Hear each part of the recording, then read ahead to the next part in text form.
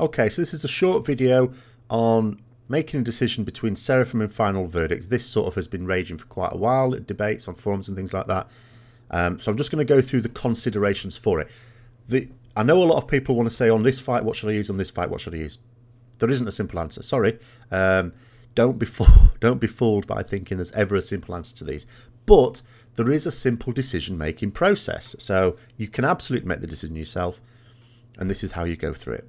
So you understand what conditions make Final Verdict better, and then understand what conditions make Seraphim better. And then you should be in a good position to decide for yourself. So things that make Final Verdict better. 1. What's the quality of your weapon compared to the rest of your gear?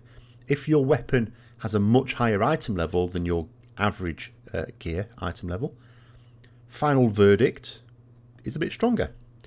How's your mastery? If you have absolutely loads of mastery, we always have a lot of mastery. Don't be fooled by, oh, I've got 60% mastery, that's a lot.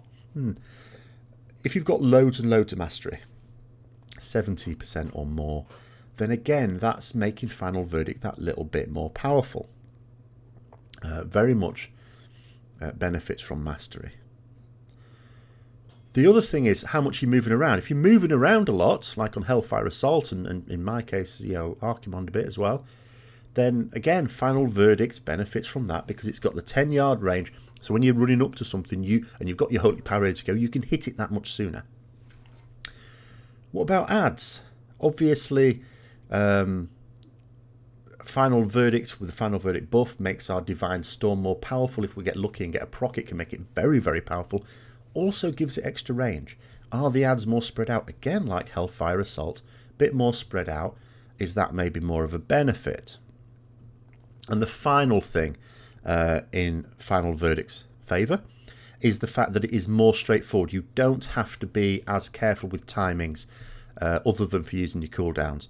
In terms of using Final Verdicts, the only times you ever need to be aware of is when our adds coming in, because what you want to do is to make sure that when adds are about to spawn in, especially ones that are going to die quite quickly, like on Imps on Manaroth and Zul'Harak, and like the Hands on Cormorok, you want to make sure that you've got your Final Verdict buff up, that you've got 5 Holy Power ready to go, and when they spawn in, then that's when you let rip. So what about the conditions for Seraphim? Well, Seraphim is a buff, and what makes buffs more powerful? Lining them up with other buffs.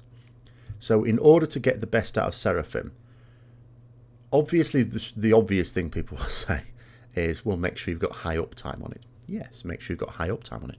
But there are times when you delay it. That doesn't mean firing it off as soon as it's ready all the time. Like on a single target fight, maybe it does, but not always. If you're about to get some buffs in a few seconds, you wouldn't be using Seraphim at that point. You'd delay it. So if it was going to be like 5 or more seconds before those buffs came in, then use the Holy Power on Templar's Verdict. Just keep using it. Just make sure you've got your 5 Holy Power ready for when that buff comes in. An example with this would be on Gorefiend. So during Feast of Souls, you know that you're going to have the Legendary Ring popped, you're going to have your Avenging Wrath, you're going to fire that off, and you're going to be using your Execution Sentence. So you need to make sure you've got your Seraphim up for all that. So if a few seconds before, even 10 seconds before Feast of Souls or whatever, anything less than 30 seconds, quite frankly, if it's not going to be up when that Feast of Souls starts, delay it. Keep hold of it. Don't matter. Because you must make it line up with all those things. Now, are you able to do that? Are you able to line it with the Legendary Ring? Are you able to line it with your Avenging Wrath and your Execution Sentence and be firing off all of those things all at exactly the same time? If so, you will get a lot of benefit out of Seraphim. If not, you'll get less benefit. Now, the important thing, the issue here, which causes a lot of variety, is how is the ring used on the pull?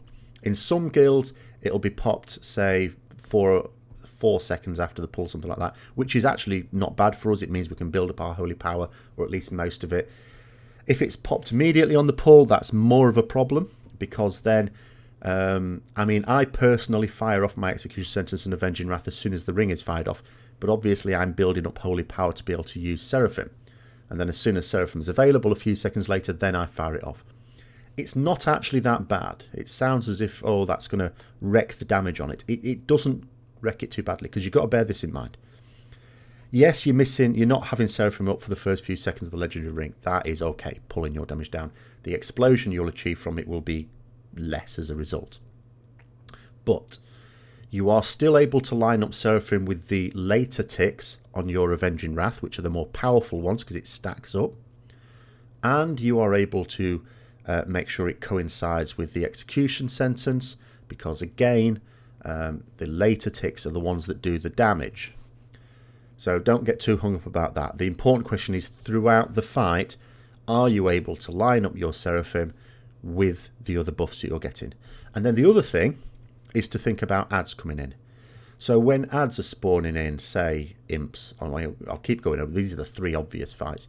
Hands on Cormorok and imps on Manaroth and Zul'Harak, in terms of when several adds come in. There are the adds, of course, to consider on Archimon, but usually there's only like one priority add up a time, maybe two if you've got the Overfiend and the Deathcaller up at the same time. But mostly you haven't got loads and loads of ads. But when you have got ads spawning in, do you have Seraphim available? You need to be able to fire off Seraphim, build up your Holy Power quickly, and be able to... I mean, usually you'd fire off the Seraphim a few seconds before, build up your Holy Power quickly, fire off Templar's Divine Storm, sorry. Are you able to do that? Or are you firing off your Divine Storms with Seraphim having just faded, you haven't got the Seraphim on? If that's the case, you're losing a lot of damage, because obviously we do more damage in AoE than we do single target. So you are losing damage that way. So it absolutely has to be about, are you able to delay Seraphim when you need to, make sure you've got the Holy Power when it's available and you want to fire it off, and keep a careful eye on timings and always be mindful of timings to make sure that you're using Seraphim at the correct times, whilst also still maintaining good uptime. If you can do all those things, Seraphim can be used on any fight. I personally use a bit of a mixture. I use Seraphim on some fights, Final Verdicts on others, and on some fights I use one week and then another the other week, and because I don't think there's a huge amount in it. It just depends what mood I'm in. So try it out, and just bear in mind there is no right answer across the board. There is probably a right answer for you, but you're the one who needs to work that out, and these are the considerations to go through when you're deciding which one to use yourself. But just remember, no matter which you use, Final Verdict, Seraphim, even Empowered Seals, it will never be as awesome as fighting as a Murloc with Thunder Fury. See you later.